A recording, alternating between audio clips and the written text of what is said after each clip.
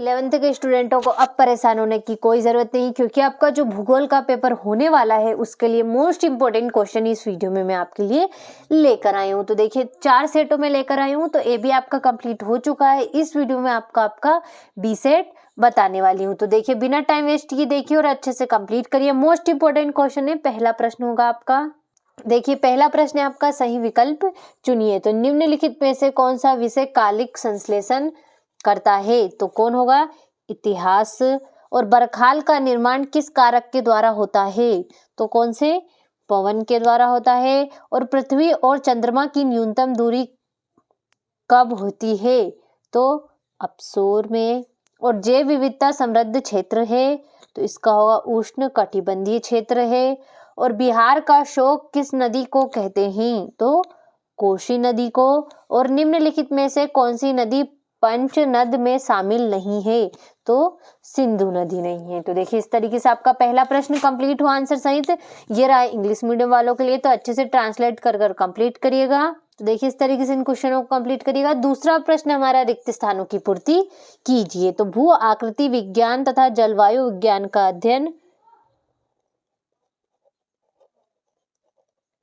भौतिक भूगोल के अंतर्गत किया जाता है। और प्रशांत महासागर के किनारों पर सक्रिय ज्वालामुखी का क्षेत्र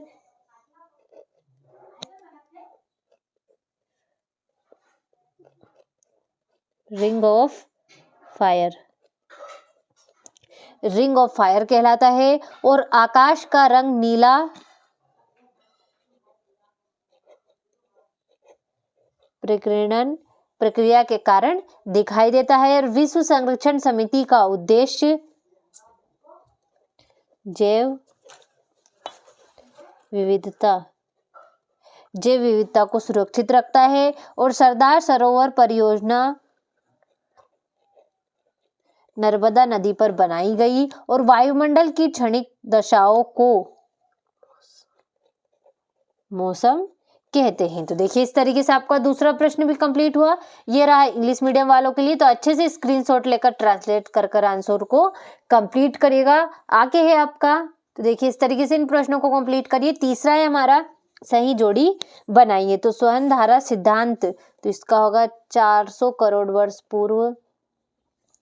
पृथ्वी पर महासागरों की उत्पत्ति, तो इसका होगा आपका, पहला होगा आपका संवहन धारा सिद्धांत, तो आर्थर होम्प। पृथ्वी पर महासागरों की उत्पत्ति, तो 400 करोड़ वर्ष पूर्व। वृहत ज्वार, तो इसका होगा आपका पूर्णिमा तथा अमावस्या। गांधी सागर बांध, तो इसका होगा चंबल नदी। गर्मी की लहर लू, तो होगा आपका उत्तर प्रदेश। तो देखिए इस तरीके से आपका तीसरा प्रश्न भी कंप्लीट हुआ। यह आपका इंग्लिश मीडियम वालों के लिए, तो इन्हें भी अच्छे से ट्रांसलेट कर कंप्लीट करिएगा। चौथा है आपका, एक वाक्य में उत्तर लिखिए। तो भूगोल में प्रादेशिक उपागम का विकास किसने किया? तो इसका होगा आपका कार्ल रीडरन ने किया था। और प्रकाश वर्ष किसका मापन है? तो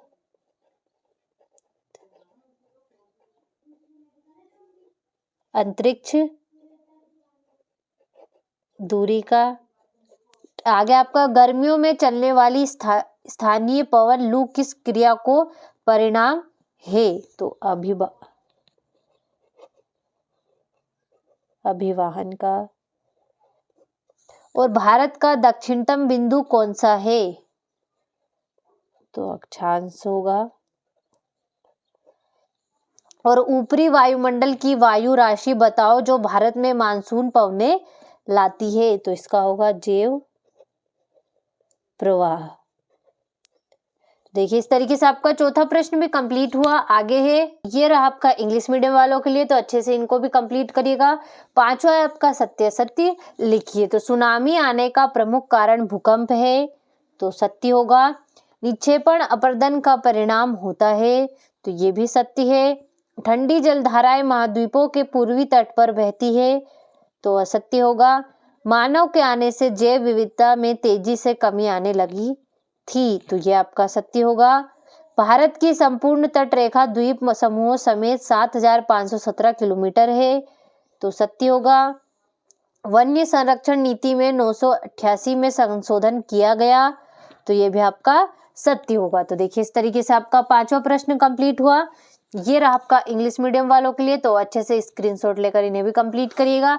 छठा प्रश्न आपका भूगोल विषय का महत्व लिखिए। ये हो गया आपका 7वां प्रश्न। 8वां हो गया हॉट स्पॉट से आप क्या समझते हैं। 9वां हो गया। इस तरीके से इन प्रश्नों का आप अच्छे से स्क्रीनशॉट लेकर कंप्लीट करिए।